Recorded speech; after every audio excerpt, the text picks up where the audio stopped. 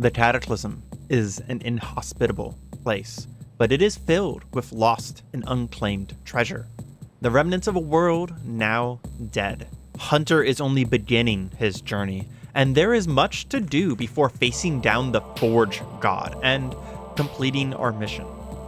Every step into the wilderness, every ruin or mystery explored, brings us one step closer. Welcome back to Cataclysm. Kill a god. We have several tasks that I would like to accomplish. I am curious what's in this cave, and we would also like to take a really good look at these crystal outcroppings that are around here. I'm also curious what this town to the south is like as well. There's a possibility that it'll be just as profitable as our northern city. The cave is pretty close by, though. Go ahead and grab our pickaxe here, and we'll head over to the cave.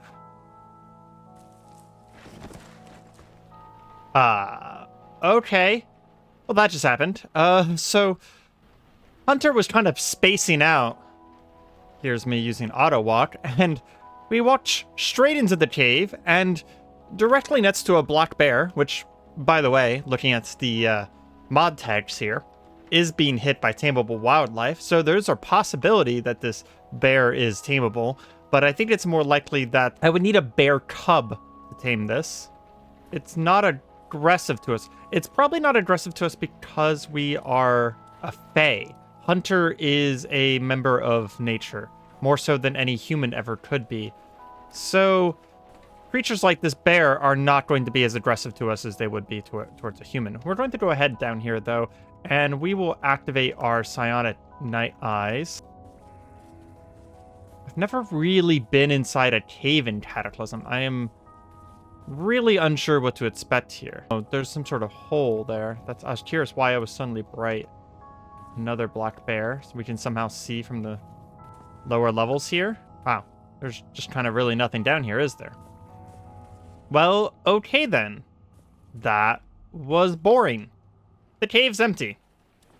Good to know. And that black bear is now in our way. We're trapped. Great. I don't know how much time it's going to take, but we could equip our pickaxe and start mining. Well, I think that black bear left while we were mining. Does seem like it was taking a lot of time. Anyways, so much for the cave. Let's go ahead and head over to one of these crystals. They're going to have things protecting them, like a Migo and a flaming eye. I can't tell from a distance if they're fighting each other. We also seeing the corpse of a Gozu, some sort of cow demon? Cow demon. That Migo scares me. So does the flaming eye. I'm not a fan of fighting either one of those. The flaming eye is an enormous, disembodied eyeball, the size of a person, flying through the air through some unknown agency. Wreathed in unnatural flickering blue flame, it possesses a blazing yellow iris with a slitted pupil, like that of a cat, and trails a set of flailing black tendrils as it slowly drifts about. Its unearthly presence filling you with the dread at the prospect of falling under its baleful eye. Baleful gaze, even. The Mitos are alien creatures of uncertain origin. We actually know that they are from one of these starry outer dimensions. Its shapeless pink body bears numerous sets of paired appendages of unknown function and a pair of ribbed membranous wings, which seem to be quite useless. Its odd, vaguely pyramid-shaped head bristles with numerous waving antennae, and it moves with an uncanny fluidity on many legs. These two creatures are both very dangerous to Hunter. I don't like fighting them out in a field here, especially because the Mido is simply going to be faster than us. We would have to go into a full sprint to get away from it. These glowing crystals, though, that is actually what we were coming here for, but we did see that there were other crystal outcroppings, at least two in the area. So I think we are going to back out. I don't want to fight either of those. Oh, there's also a feral mender there. That's probably what's taking out the Mido and the eye.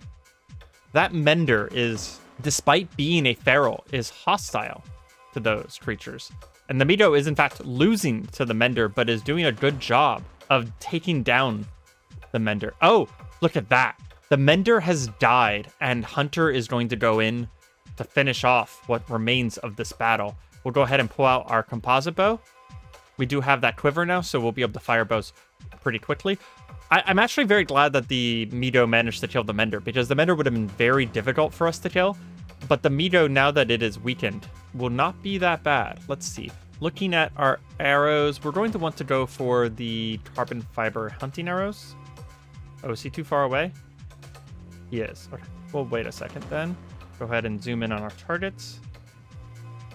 Make sure we aim up properly. We're not going to get too many shots here. One shot, 6 damage. It's bleeding minorly.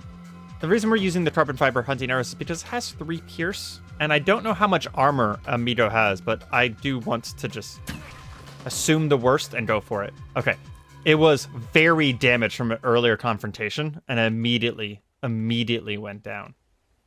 Oh, that could have been bad.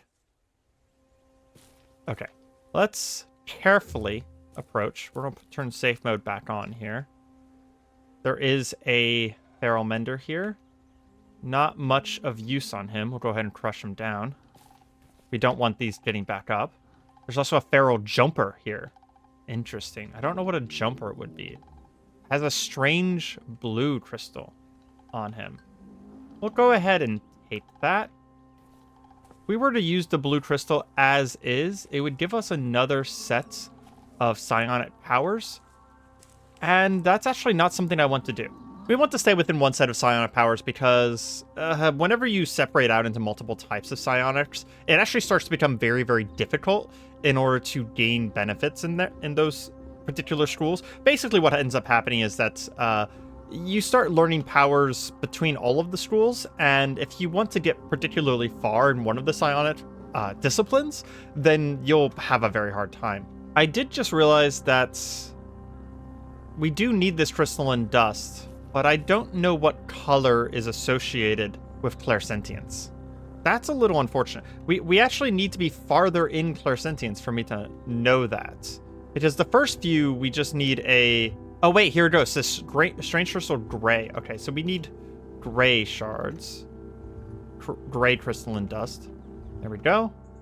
We'll take as many of these gray shards as possible. Yeah, using the mining action that is bound to pickaxes is much slower than just bashing them down. We're just going to bash them down from now on. And this crystalline dust is going to be required to learn any more high-level powers, but we do still need to get a black stone at some point. Again, we could convert the stone that we just picked up, this blue one, into a black one by using it, consuming the essence that is inside.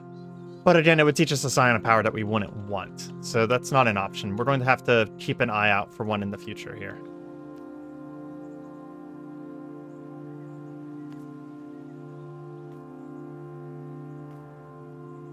At the end of this trail, we do actually see an evac shelter. What was this off in the distance before? It's a football field. Football fields should be near towns. There's also a possibility that we find some sort of school there. If there was a school, that's pretty good. Ooh. That is a mansion. Oh boy. A mansion could be filled with all sorts of things. It could be filled with magic. It could be filled with zombie rapier-wielding knights. Okay, well, we're going to swing by the evac shelter, see if we can find any food in here, because we are quite hungry. And I think we're going to head immediately over to that mansion afterwards. I would love to see what kind of trouble we could get into in there. And there's a crack. Is there a portal or something? What the heck? I don't see a portal. There is some sort of drug deal going on here. I don't know how dangerous a crack is to us, to be completely honest. We'll go ahead and see about taking it out. Don't know how fast it is. It's slower than us walking. And we took it down in 1 arrow. Oh, well, that would be why. We hit it for a critical for 109 damage. It simply melted away, returning back to whatever dimension it came from. Holy Shit, Hunter. Okay, approaching the mansion now. I actually think we're just gonna try and go through the front door.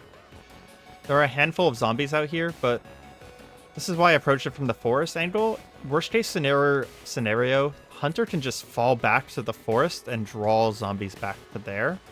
And we do need to remember that Hunter is a scout and a parkour expert.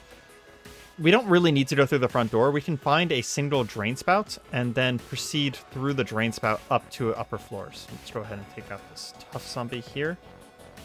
Get a nice, good shot off on it. Oh, we hit it for 1 damage. Okay, much better. We can go ahead and switch to the normal arrows for the rest of the zombies. Oh, man. Now that we're using real arrows like these broadheads, oh, we are just slicing through things immediately.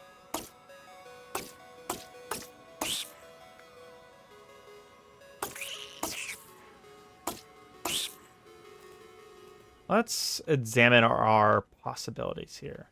How do we get in? I mean, there's plenty of broken windows. Oh, here we go. This is kind of what I was looking for. There's a bunch of broken windows right next to a staircase, which means that not only can we actually enter quickly, but we'll immediately be able to get off of the ground floor.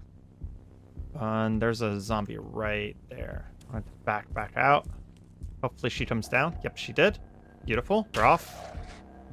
Another critical. This time for 120 damage. I don't know exactly what creates the criticals whenever it comes to... Ooh, another zombie right there. I don't know what exactly creates the criticals whenever it comes to archery, but I will say that they are pivotal in archery being good. We did leave some arrows behind here. We need to make sure. There is a zapper zombie here, which I am not scared of whatsoever. We do have those boots of grounding, so even if he does get close enough to us, which likely won't happen, to actually melee us, we would be immune to his bonus damage from being all electrified. Plus, we don't really care. Oh, that's a zombie hunter. We need to be more careful. That could have been bad. Let's stop running. We backed off enough from it. We will carefully aim up because it'll jump just like that. Go ahead and start running again. Aim up again. Was that another crit? Yes, a critical for 122 damage. Holy shit. This is why bows get good. These freaking criticals. Hunter is just destroying these zombies with massive critical hits for more than 100 damage. Which, if you did not know, hitting for 100 damage on a zombie, that just kills them. The average human and zombie only has about 80 HP. In fact, we should crouch so that the ones on the lower floors don't see us. I say that, but based on the amount of sound happening from down there, it seems like they already have. And there's 2 right there. Another critical, instantaneously taking him down. As much as I hate to create sound, I am going to bash down this door. That magazine may be useful. I actually don't know what the magazine is for. Cruising style magazine. Oh, it's probably about cars. That was a little bit of a waste of time. We're not really going to be using cars that much. Is there more to this roof level? Yes, there's quite definitely more. We'll go back into a crouch so that things downstairs don't see us. At least to the best of our ability. And let's head around to this side. Some sort of great den. Oh, library? No. No library. In fact, it actually might be a good idea to go and... Can we hit any of the zombies from up here? It appears not. Okay, we'll go back to crouching then. I was going to say we could fire down on them from the balcony, but I don't think that's going to work out for us.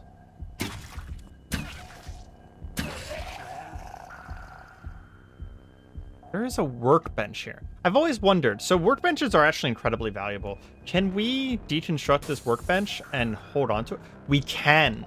Oh my gosh. Okay, so we will come back up here, but this workbench, if we could take it with us and bring it back to our campsite, workbenches will decrease the amount of time it takes to craft almost everything that you can craft on it. Well, I'm glad we had this pickaxe. It is acting as our skeleton key to get into all of these various rooms.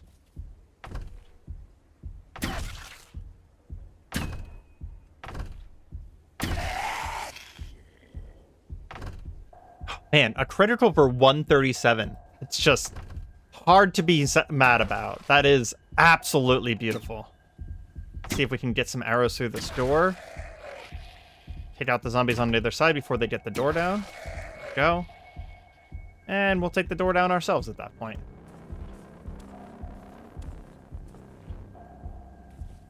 It looks like that is the top floor, to the best of my ability, cleared. We may have left one room here, but I'm not actually sure if that's a room or just a rooftop. We'll go ahead and head down to the lower floor, which I'm a little bit more worried about because we've kind of given them plenty of time to know that we're here. So we're going to start using the peek function to peek around corners. And whenever possible, we'll stay in the dark here. Oh, we got two right here. I'd like to take out at least one of them, so we have a direction to go. Okay, that one's bleeding pretty badly. Take out our Chris knife instantaneously from our belt of weaponry. Always beautiful. Looks like there's two zombies in the rooms below us. What is that? Track touring suit. Oh. And a book on transistors that we're not terribly interested in. Let's see if we can't take these guys out without alerting anyone else. As we move along this outer hallway here, we're going to close the window, because I think I hear more zombies outside. I want to reduce the amount of engagement we have at once. Okay. Shattered glass. Was that behind us or in front of us? It was behind us. So we have one in the hall in front of us and one in the hall behind us. Shouldn't be that hard to deal with still, though.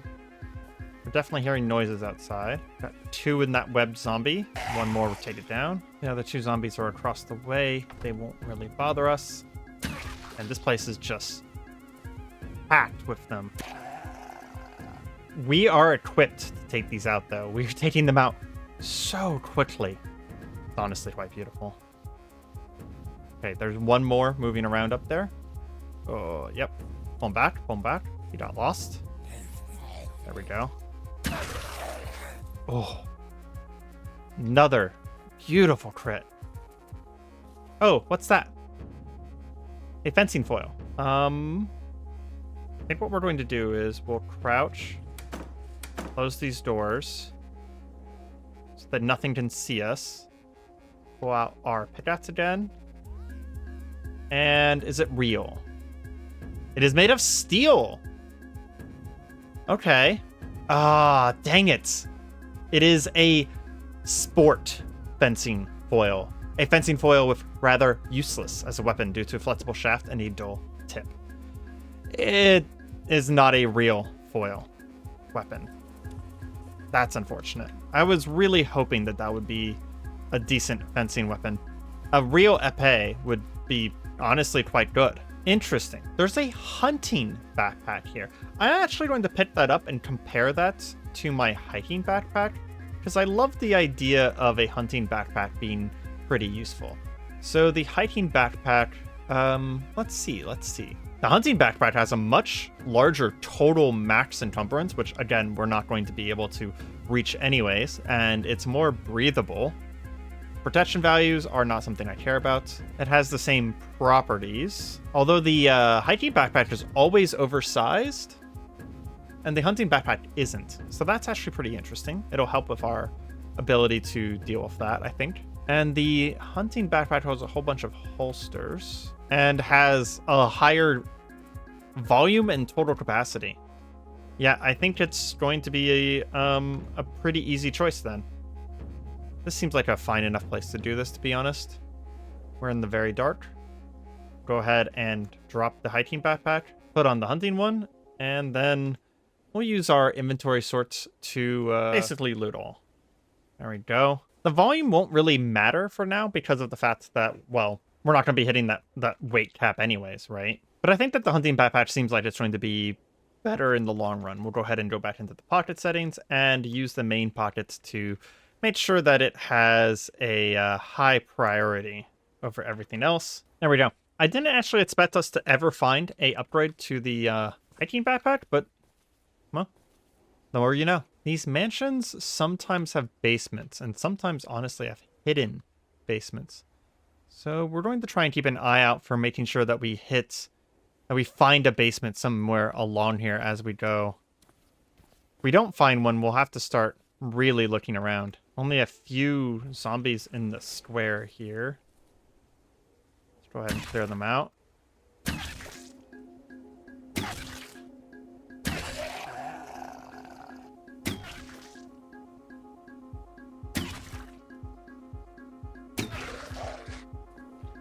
Is this the library? Let's see, mystery novel? Ooh, what is that? A metaphysics book. Well, now that we have psionic powers, that's pretty good. Mystery novel is good to be sold. Coding book, winemaking, tasting India. Take the circuit theory, so that's pretty good. Man, we're already loaded up, and it's like all books. Yeah, it's all books. I think what we'll do is... I'd like to find a spot. Ooh. Those crits, though. I'd like to find a spot where we can, honestly here, to be honest, we can just pull out our torch real quick and peruse through these books and see what we care about keeping with us. There's two things we're going to care about. One is skills that matter to us. So these don't matter to us. They have recipes in them. And books that are worth a lot. So the three that we will want to look at the worth of are... circuit theory. It's huge, but it's also worth a lot. Okay, that one's not so... not always. Metaphysics requires intelligence 9 and metaphysics 3 to understand. Oh, but it teaches us concentration and meditation, so we actually do want to hold on to those. It's a vehicles book, a rifles book, so frankly we don't care about those. Beauty magazine doesn't matter. Men's fitness we'll keep because it teaches how to make swim fins, which might be useful one day. We already have outdoor adventures. That gives us some space. Frankly, not quite a lot. I wonder if there's something behind these bookshelves. We're actually going to grab one of these bookshelves and move it. Aha! Yes! Secret underground stairs. We knew it. We always knew there was a chance for this. Okay, let's peek down the stairs. Nothing right away. There's a damaged wood door in the way. Well, we're going to have to announce ourselves, apparently. Take down the door with the pickaxe.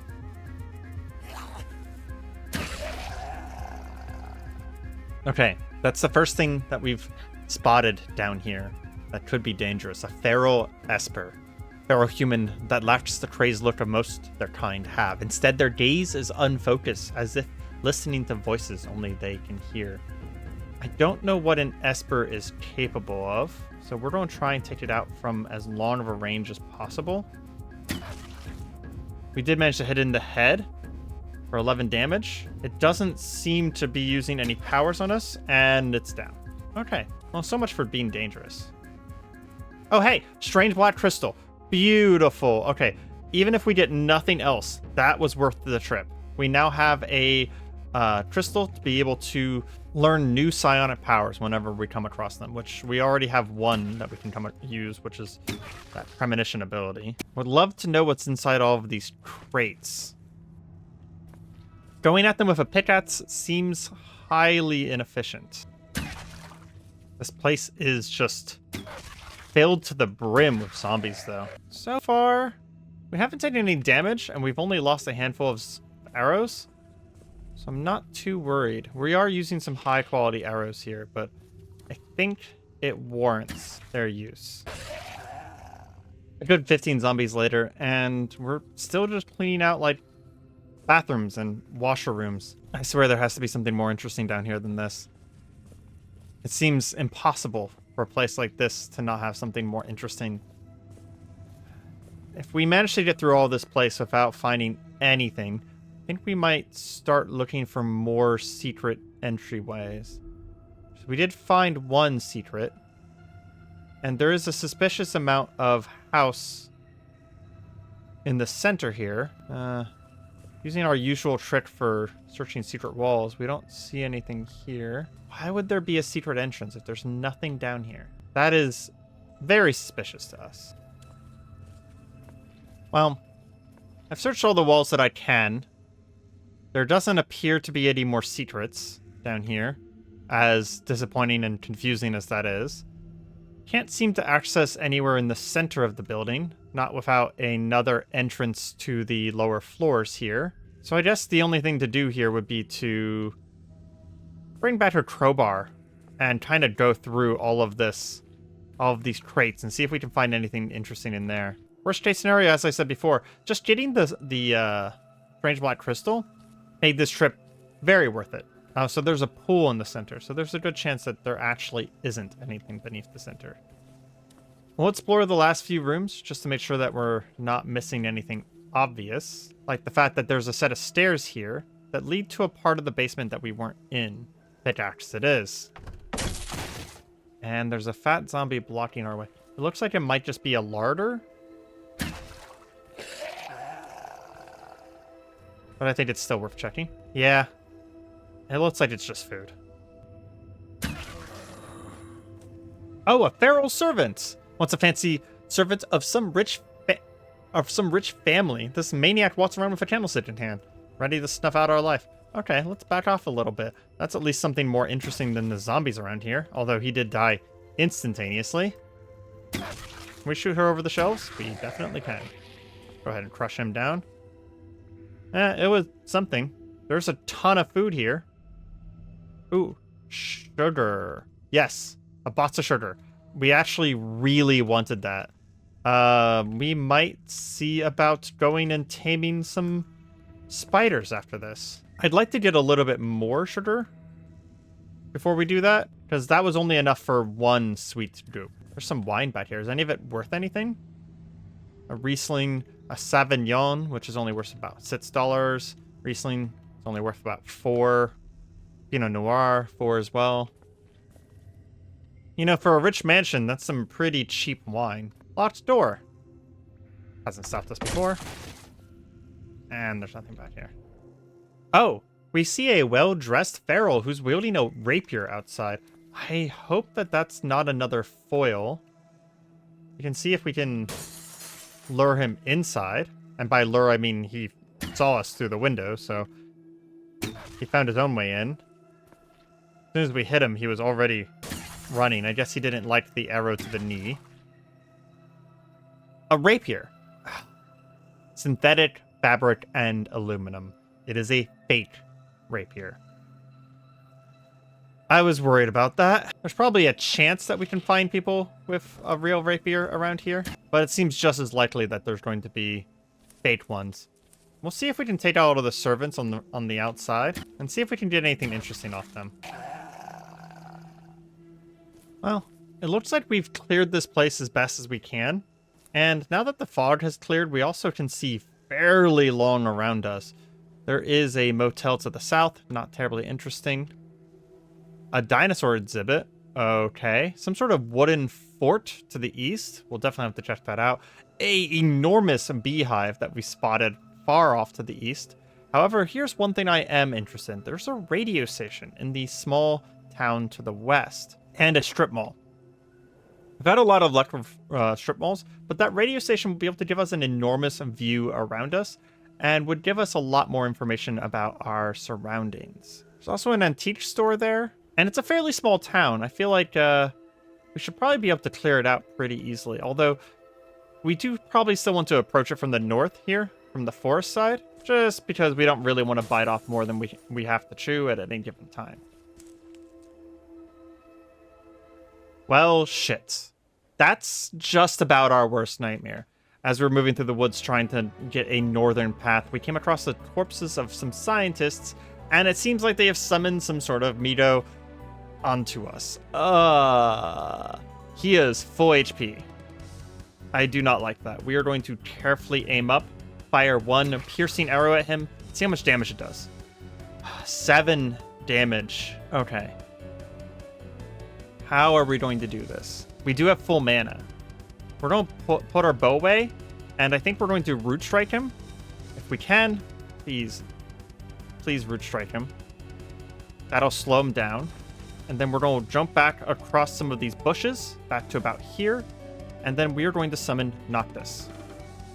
Pull our bow back out, and wait for him to get closer again. Hopefully our dog attacks him. Not this, please. Our little spirit wolf is beautiful and kind, but kind of unreliable. Yeah, and the normal arrows literally just reflected off of the Miko's natural armored light skin. Can we, like, literally stand on top of this dog? Please, dog. Please, not this. And the wolf... Sorry, the Miko attacked the wolf. Thank goodness. Okay. It's hitting armor, but it may be distracting it at least a little bit. We'll go ahead and try and fire another carbon fiber arrow at it. We will take as much time as possible to aim. We got a good hit, but it only did 8 damage. And all of the carbon fiber arrows are unfortunately getting lodged in the Mito, so we only have the basic arrows left. He is bleeding. There's a chance that they might run. They do have a self-preservation instinct. Yeah, okay, so the basic broadhead arrows actually don't hurt it. So at this point, we are going to put away our bow completely. And... Sorry, Noctis. You are a good boy, but we're going to root strike you. Massively hurting our pet spirit wolf. But we also put the Mito in a running state, and he is badly bleeding now. Let's try see if we can get one more root strike off before he goes. He's heavy bleeding. Good. Let's... Root strike is really fast. Let's just blow a lot of mana into this Mito. I don't know if you all understand how incredibly dangerous this situation is. If we run out of mana, I don't think we can kill it, and we will not have the stamina to be able to run away from it. After root strike, after root strike, after root strike, we finally take it down. Oh, there's a Kraken nearby, but that's not a threat to us. Let's go ahead and rest up. Did we get any of our carbon fiber arrows back? We got 2 of them. Okay. Let's collect the rest of our arrows. Don't know how useful Noctis was in that fight, but it did feel nice to have a distraction available. Like we got 2 denarii for our efforts. Do you have anything new for us? Looks like no. Might as well check Falzane before we leave, though. We're not going to be able to afford most things, so we're just going to look at the books for now. There's something here called Holy Blade. Interesting. Summon a Mage Blade, but it's a Technomancer spell, so that is not for us. Utility Molding. This will allow us to shape basic working tools using your own magical abilities and earth nearby, creating various tools. Utility Molding would actually be very interesting because of our camping lifestyle, but it would dedicate us to Earth Shaper instead of Stormbringer or whatever it's called. Storm Shaper. It is interesting, though. It's very interesting. Also, I do think that if we do decide to go melee, Earth Shaper might actually be a better idea in the long run. Yeah, for example, we have Crystal Wrapping, which will make us do additional cut damage in melee. I think for now we're good. Without a proper library to loot, it's a very slow trickle of denarii.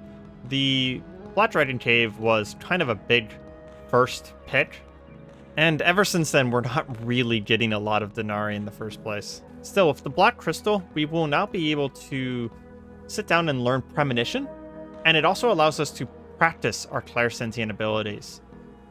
We have a lot of things to practice and read, so we might not be spending too much time practicing them. We'll just use them in combat and in practice, but we will want to learn new abilities as they come up. Okay, it does seem like a second portal storm has started up, and one of the things that I'm worried about is that currently our improvised shelter, which only gives us 30% concealment, is not good enough to count as being inside for the portal storm. So I'm worried about accidentally catching, almost like catching a cold, a new power, and I honestly really don't want to catch a new power. So what we're going to do is we're actually going to head to my nearest indoor location that I know about, which is this cabin over here, right? And it'll take us a little bit of time. Oh, hey, I think we actually left the storm behind. I never knew that that was a localized thing. Maybe we can look at the weather. Oh, interesting. I didn't know that you could just This is completely new information to me, by the way. I did not know that you could just leave the portal storm. I've never tried this before. I barely ever even looked at the weather thing. So yeah, this must be the center of the storm, right? And then this is the actual center that gets quest marked. and then you have the close portal storm, and then you have the distant portal storm. Okay. Fascinating. What's this over here? Is that fog? Huh. This weather screen, as ugly as it is more useful than I thought. We'll wait out, make sure that that storm finishes before we go back. Another thing that I remembered is that in last episode we were talking about how good Hunter was at getting crits with his bow all of a sudden. And I had actually kind of remembered just out of the blue, one of the things that actually contributes to crits. Wow, there's a lot of zombies around here. We were just fighting a few zombies on our own just outside of the house after hiding from the portal storm. And there's actually, I would say a minor horde, probably just a wandering horde that picked up around here. But what we're going to do here in a second is I actually want to, if we go up to these corpses, we can dissect them. And at the bottom here, it'll say it yields knowledge of principles of biology, physiology, and principles of zombie biology, which, does that mean that we actually have principles of biology? No. We just have like 14% in it, right? And if we get these principles going, which we honestly need, if we want to really get them going, we need better dissecting tools, I do believe. But we can at least see how much a one corpse gets us, right? And if it's not a lot, I'm not going to do a bunch of it, but I do want to just kind of see maybe how hard this is going to be, right? And I do think that for each one of these biological principle things, it does increase our crit rate. And like I said before, the crit rate is really the thing that makes... Where are these guys? There's two of them to the north of me there. Is really what makes bows good, is that bows have this enormous crit multiplier, a 10 times crit multiplier, right? Which is a lot higher than other weapons. So like if I go to our Chris knife, right? The crit multiplier... Oh, I don't even think it has a crit multiplier. It probably just has the normal crit multiplier since it doesn't list one, which is I think is like ×2 or ×1.5.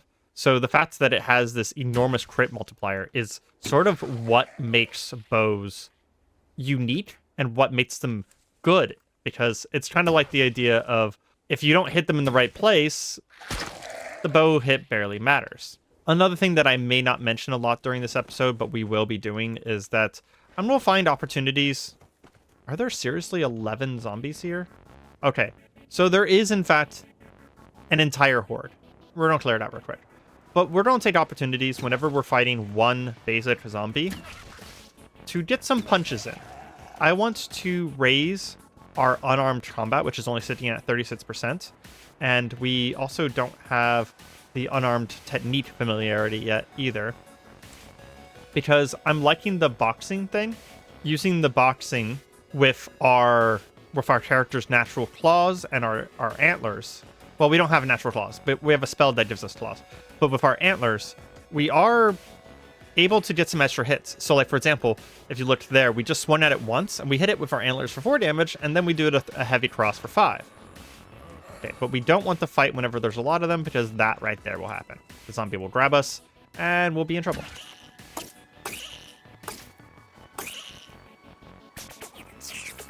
Okay, so let's look at this autopsy. It says that we're going to get...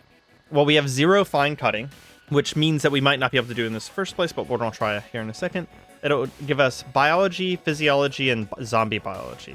So we already checked, and we don't have those first 2. And then we're currently at 15%. Wow. We just recently went from 8% to 15%. I wonder if we're getting a bunch of this every time we crit. That could be. Let's see. Am I allowed to dissect? I need a tool of fine cutting. I actually think I have a tool of fine cutting, so let's make a quick trip back. We're back at camp now, and it actually seems like I don't have a tool for fine cutting, so I might not be able to do this dissection thing. Let's look at see if we can find something. So you can go to your search thing, and then we're going to go by the quality, which is that Q there, and then we'll say fine cutting. So this probably brought me, fine grinding. Good to know that we can make a mortar and pestle. We will add that to our favorites list for things that we want to make in the future. So the best thing that we're going to be able to do is a bronze knife or a carving knife. But we should be able to find one of these chef pairings, steak knives, etc. in something pretty soon. We also could make apparently an animus life epitome. Cool.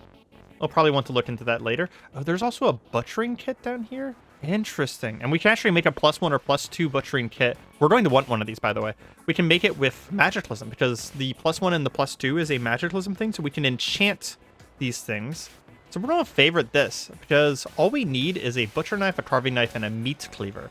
You know what? I think that this butchering kit is going to be such a big thing for us. I think that is going to be our goal for today, is to get a butchering kit together. So we're going to want to go to grocery stores. We're going to want to go to like restaurants, any kind of cafe, anything like that. And we will see about getting the tools together in order to make one of these. And before we leave, I do think we're going to make some extra arrows because, oh, the crit multiplier is actually on the arrow itself. Interesting. But we're going to make extra arrows because we were running close to empty on those. We keep using them. Since Hunter is a little tired, we are going to take some time to learn a couple Stormshaper spells before heading into town. We have a lot more mana available to us now that we're not summoning bows all the time, so I'd like to start learning some of these more interesting Stormshaper spells. I want to learn Stormfist, Lightning Bolt, and Shocking Dash, and I think Shocking Dash is going to be our first one because it may save our life one day. And of course, Stormshaper. Stormshapers follow ancient arcane disciplines of meditation and harmony with the winds and tides that shape the very planet.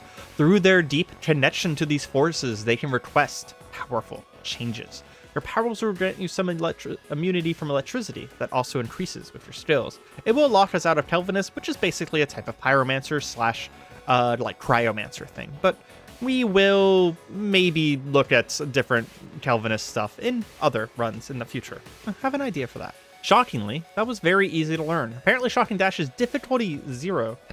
So again, one of the best ways to get your first level of any spell is to just use it super quick. So we're going to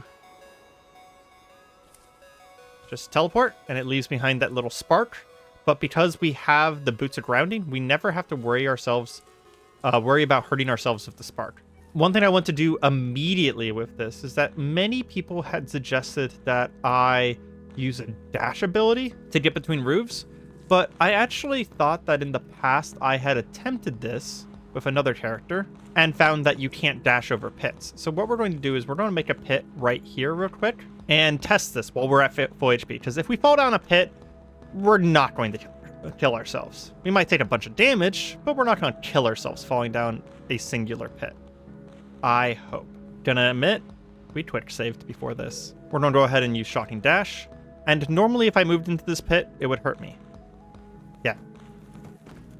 See, it actually counted as me stepping in all those spaces. So if I tried the Shocking Dash from one roof to another, I would just be jumping off the roof.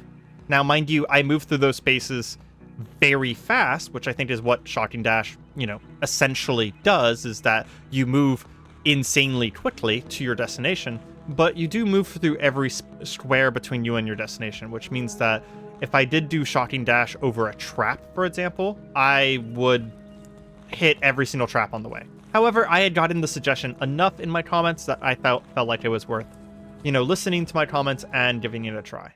Hunter awakes in the night. We have a goal in mind. We are going to head into the northern city and see about getting what we need to make a butchering kit.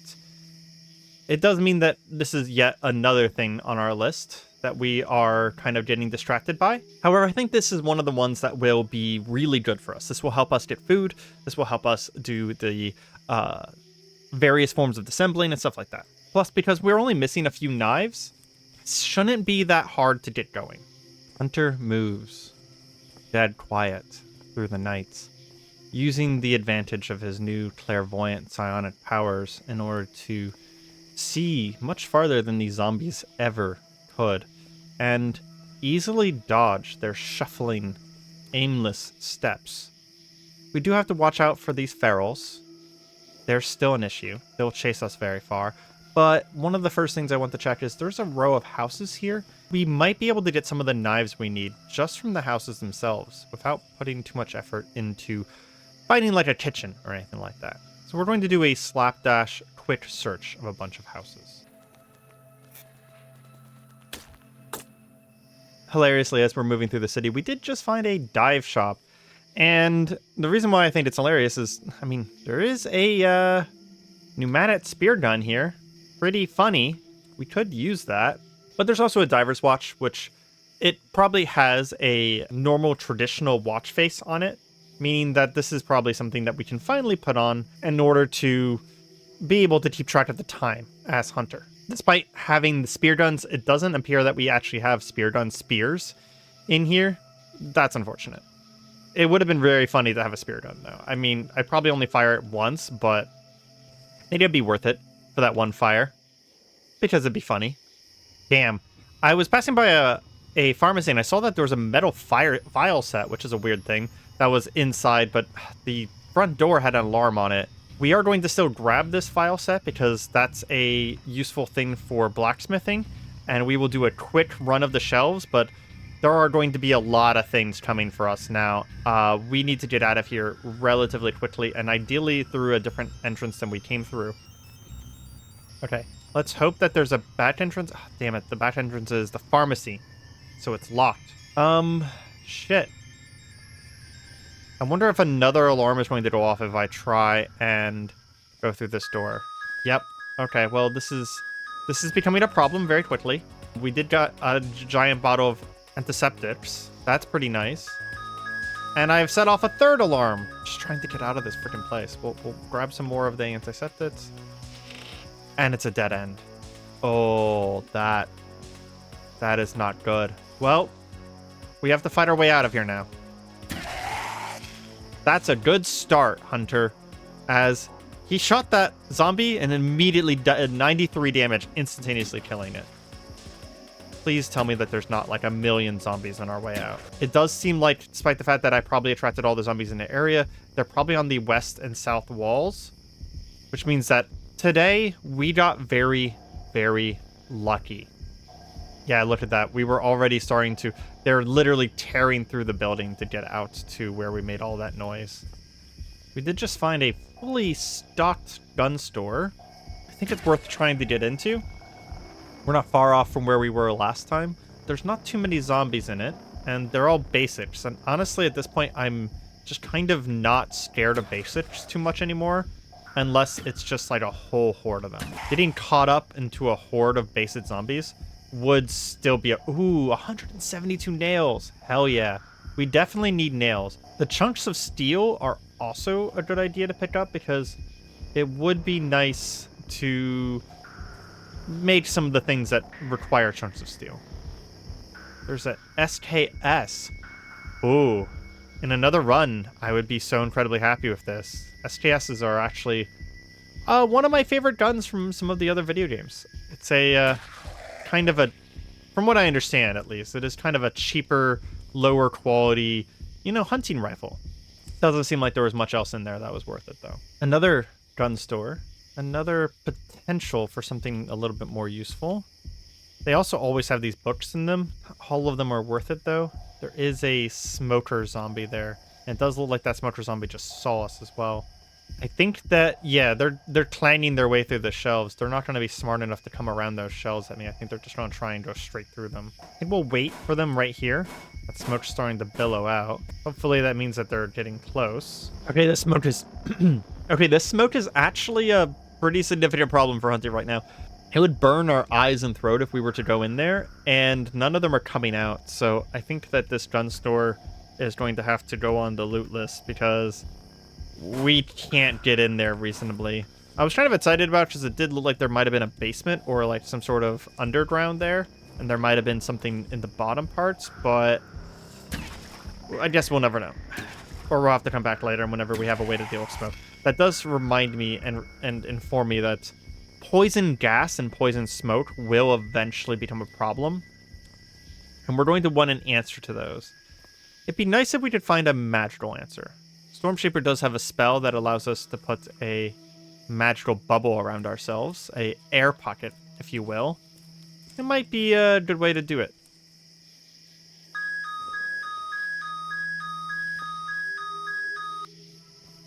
Man, we're just setting off alarms all throughout this town. Trying to get into this pawn shop, we just set off yet another alarm. As we were searching through the city, honestly having a surprisingly hard time just finding a few knives. We did just come across a church. a very large church. But more importantly, Hunter hears voices inside. He hears the voices of several humans coming from the church itself. I'm trying to think about what Hunter's thoughts are right now. We haven't met any humans. The people in Valzane's place being gods and creatures from other planes, that is, that are not feral yet. Hunter wouldn't trust these. I believe that he would probably like to go in and sneak his way into this place and figure out what sort of nest of ferals this is. The back door is locked, though. It is unlikely that we can get it open without some noise, but maybe we can open the back door and then immediately run away, crouching down, sneaking into the night, watching to see if anything changed. There is a zombie nearby. He probably was attracted by the noise that we made there. We can hear the guards calling out. Something over there. Switch on. It's time to go. So they definitely heard us. Either that or they heard the zombie that we're fighting. Crouched and quiet. He moves in. We don't see anyone yet. Oh, there we go. 2 humans. One wearing some sort of strange jacket, wielding a clearly tossed together spear, and the other one also wearing a tossed together spear. I will say there's also a butcher's knife and a steak knife on the ground. I believe that's actually, yeah, butcher knife. Yeah, that's one of the things that we would want is the butcher's knife. That right there is appealing to us. It does not seem like the guards in here are aware of us yet. We're going to use the peek function. Yeah, look, there's at least one more over here. Still, again, unaware of us. Neither is this one. It is very dark in here, and these are humans. Having dealt with ferals so much already in this dead world, Hunter is aware of the sight ranges of these creatures. We don't want to make noise, so we'll leave that door open, but let's sneak over to the other door real quick. Okay, we see at least one more. Also unaware of us, let's do a peek. Oh, there are so many in here, wielding pipe spears, homemade half pipes, pipe spears, pipe spears. All of them seem to be on guard duty. We are curious what or whom they are guarding. I think we're going to attempt to step here. Okay, this guy is still unaware of us. Peek around the corner. There's a man here wearing a white collar outfit, but he has leather pants and a pair of combat boots on top of them, wielding a makeshift crowbar. For just a moment, one of those guards spotted us, though. We're going to back out. Hunter wants the knives that they have on the ground there, but his intrinsic fear and isolation from humans makes him not trust these individuals. So he begins to plan how to hunt them down. As a new hunt unfolds in our hero's mind, we will wind down to a close for today. I hope you have been enjoying this series. I had thought about a run like this one for months while I was on hiatus, and the reception on my return to YouTube has been incredible. Series like these exist because of viewers like you, and if you are listening to this now, I appreciate you. If you want to, do the YouTube things. But either way, I hope you have a fantastic night, for there are still dark days ahead. Goodbye.